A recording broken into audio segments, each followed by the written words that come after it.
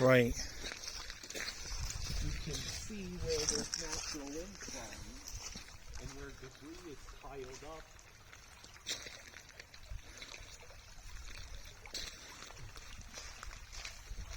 But yeah, we could drag our kayaks across this. Yeah, that's what we came from over there, and we tried to get through here, but it's too shallow to fight that current. It's a lot stronger than it looks.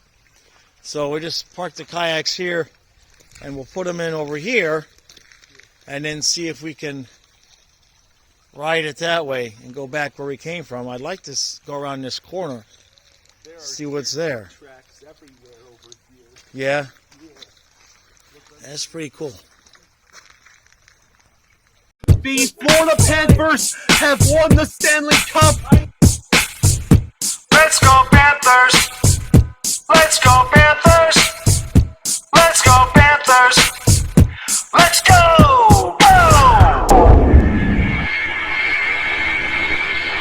Puck drop. And 3, 2, 1. Let's go Panthers! Let's go Panthers! Let's go Panthers! Let's go! Go! All right, Panther fans, here we go. We got a doubleheader this weekend. Tonight, we've got the Canadiens. Tomorrow, got the Islanders. So, the challenge for the Panthers is you just had the big game against Toronto. You won that. You made sure that you got yourself a little bit of extra lead in the division. Now, don't do anything stupid and blow it. Now, there's no excuse for us to possibly lose to the Islanders tomorrow. That would just be stupid. However, Montreal is going to be one of those teams, sort of like Boston was a couple nights ago, who are desperate for points because thanks to the rest of the Eastern Conference teams' complete lack of ability to do anything that resembles good hockey, there's still like basically all of the teams with the exception of Buffalo and I suppose Pittsburgh and the Islanders are kind of still in the mix. Even though we know like teams like the Flyers aren't going to make it and the Islanders aren't going to make it, they're still close enough to where you could like argue if somebody went on a 10-game winning streak, they could sneak in at the last possible second because everybody has just been up and down all over the place. So Montreal was in a spot at one point a little while ago. Then they dropped off, I think, all the way to last place for a minute or two. And then they're right back there close to the wild card spot. Who knows who those two teams are going to be? I think Ottawa's going to get one of those spots. I think they're close to lock that up at this point the way they've been playing. That said, Montreal's a good young team. I do believe they beat us the last time we played them. If memory serves me correctly, it was pretty bad too. So, that being said, it's on the road, middle of a long road trip, back to back. You don't want to overlook the game against the Islanders because that would be bad. This game, give me a point, Panthers. Just prove that you're still awake. Don't do anything stupid. We don't need to get physical. Everybody stay healthy. Give me 2, but I'll take 1.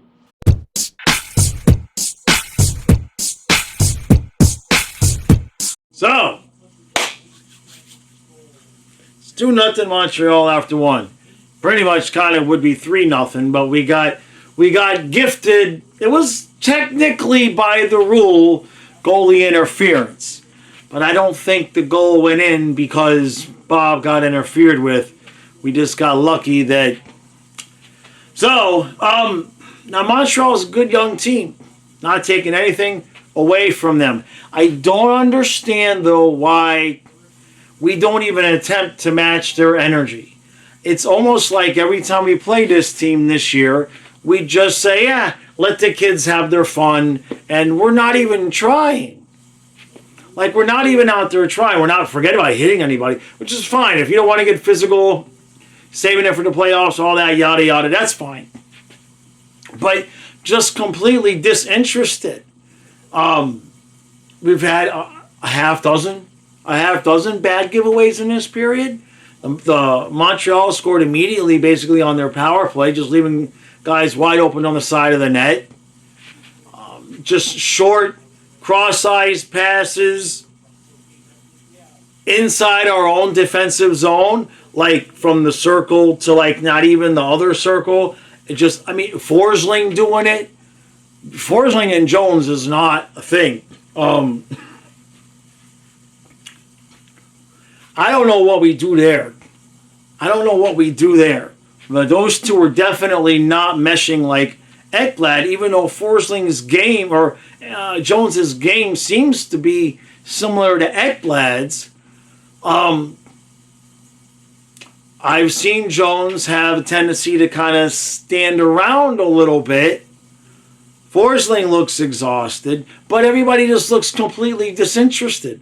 Like, just completely, like, disinterested. It's the wildest thing. Though I know, and you add to it, Montreal's young and they're desperate for points. They're going to win the game unless Maurice, decides to use this moment now to pull the yell and scream and curse thing. Why not? He did it in Toronto. Maybe doing it in Montreal might have an effect. I don't know.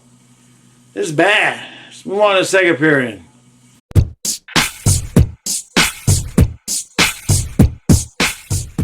All right, so it's 2-1. Montreal after two. Mackie Samoskevich with a beautiful goal, and that's it for that period.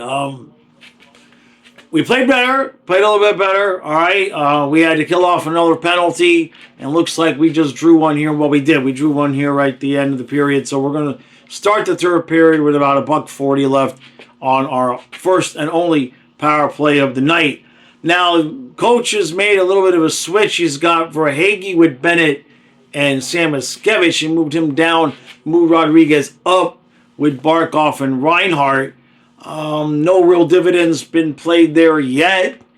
I guess, is that to get Barkov going? Because Rodriguez has been playing pretty well, so I'm going to assume that is more about like a promotion for Rodriguez, maybe just to switch things up. Not sure about Bennett with Samoskevich and Verhaeghe, but Samoskevich did get the goal, so there's that. But that was completely between Bennett and Mackie. I don't know what you do with Carter Verhaeghe. We've been waiting all year for him to figure out how to put the puck in the back of the net. And it's not like he's had a horrible season. It's just not the same guy since he got paid and since he got married. Let's move on. I really don't want overtime tonight. I really, really don't want overtime tonight. Okay? Had a long day yesterday, kayaking with Kyle. I would like to get to the bed because my girlfriend is in the bed. It's no overtime. Let's get 2 points. Regulation, please.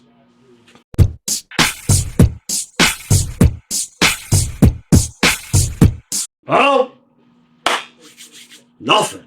3-1 Montreal. So, now,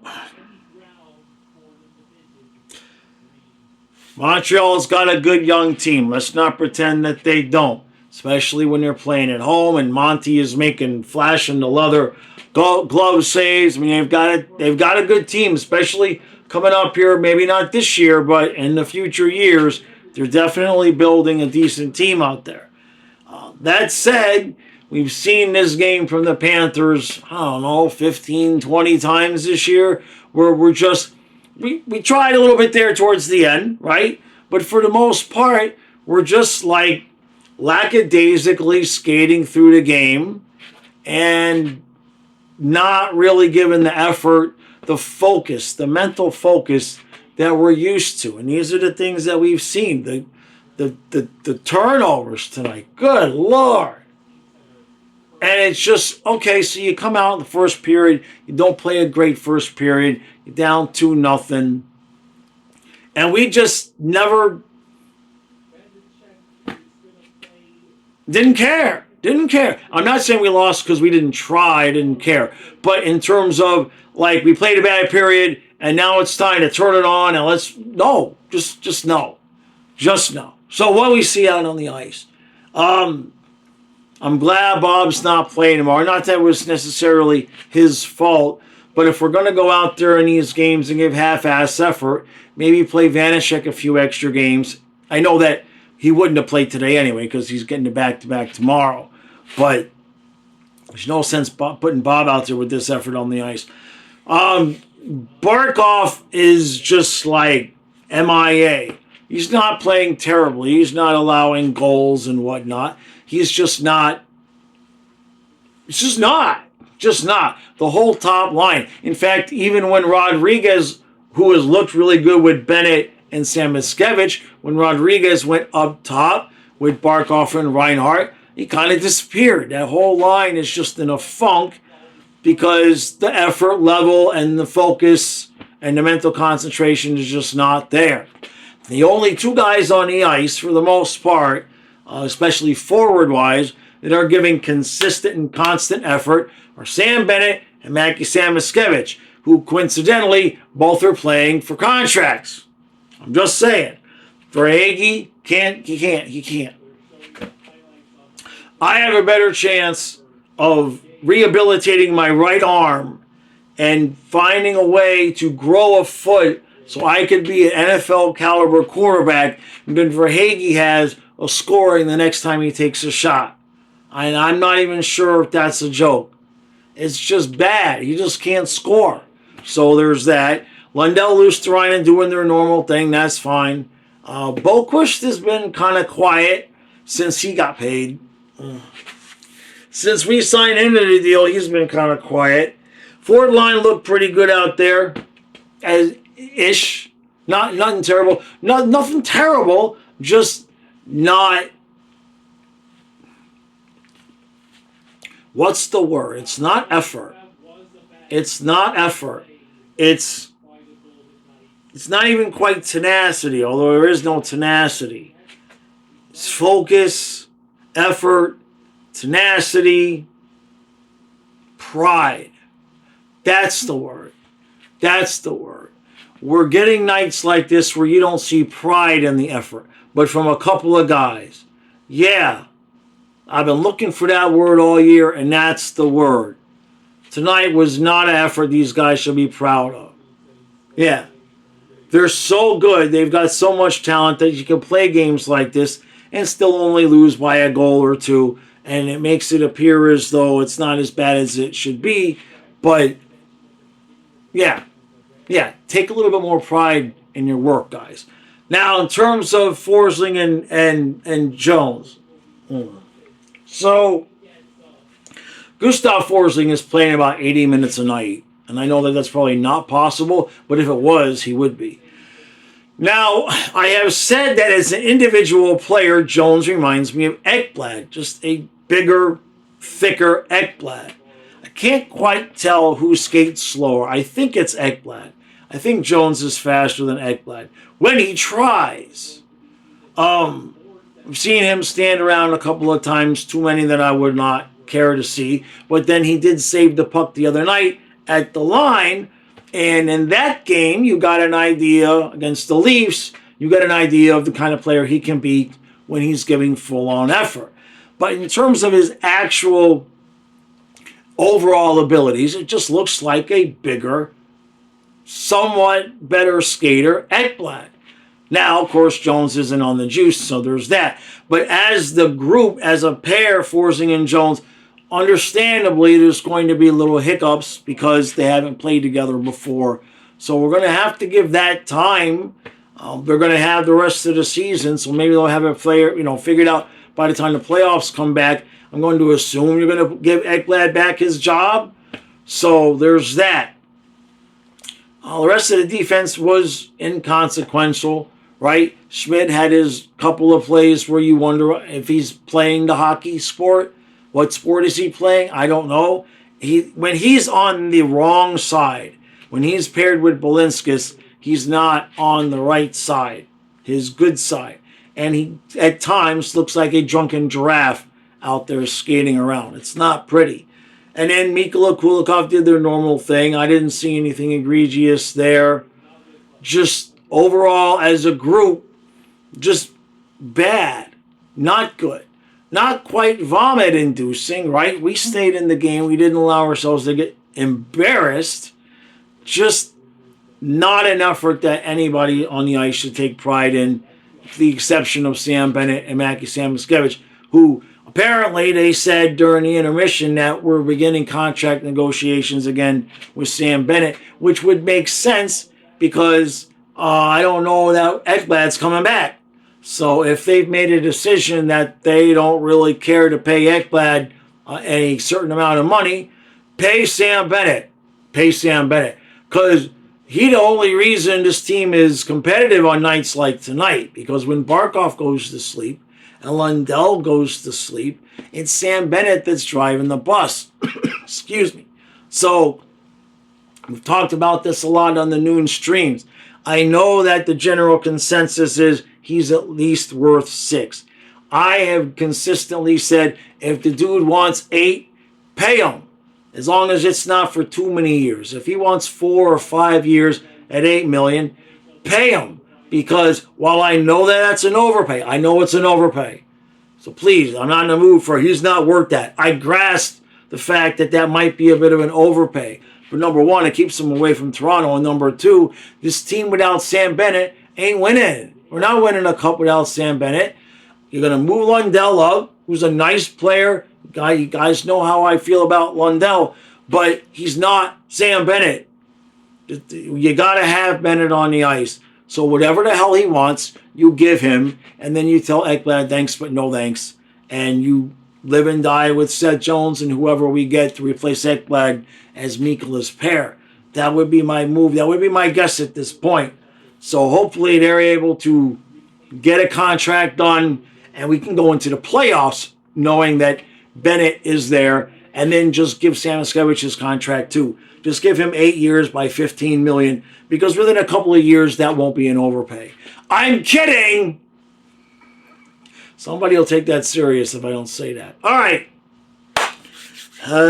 Geez, I don't like losing. I especially don't like losing when I got to get up on a Sunday morning, and I'll be with you all bright and early at noon tomorrow for the Sunday stream, so you can talk about how we're panicking because we look like shit, with the exception of the game that we played against Toronto. The one game we actually decided to try in, we looked pretty good, right? But this stunk. We'll go beat the Islanders tomorrow. Toronto lost, which, by the way, again, the division, what if it's Florida, Tampa, Ottawa, and then Toronto gets the wild card?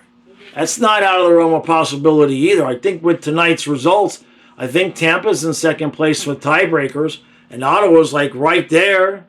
It's getting crazy. It's getting crazy. If we lose enough games and Ottawa wins enough games, Ottawa could win the division. And that's not a joke. Anything can happen at this point. Mainly, all we know is that between Florida and Tampa and Toronto and Ottawa, there's about a 98% chance that those 4 teams in some combination are playing each other in the first round and then again in the second round. That's basically where we're at right now. Because even if Montreal sneaks into that bottom seed, they would get the Capitals, which wouldn't that be funny? Wouldn't that be funny, right? So, all right. I will see you tomorrow at noon. And then, what time's y'all under? 7 o'clock, 7:30, whatever time it is tomorrow? I don't know. Don't ask me. It's getting close to the playoffs. It's getting close to the playoffs. And yes, I know if they give that effort in the playoffs, it's a quick exit. I know. You know. We all know that. But they're not going to give this effort in the playoffs. They're giving this effort now because they can, right? Let's just be honest. They're coasting as much as they can. And then when the playoffs come, assumingly, we get Kachukin back and Marchand is in. And then the other guy, the dude that was on the juice, comes back a couple games in. Then maybe we'll start to look like ourselves again. All right, no points.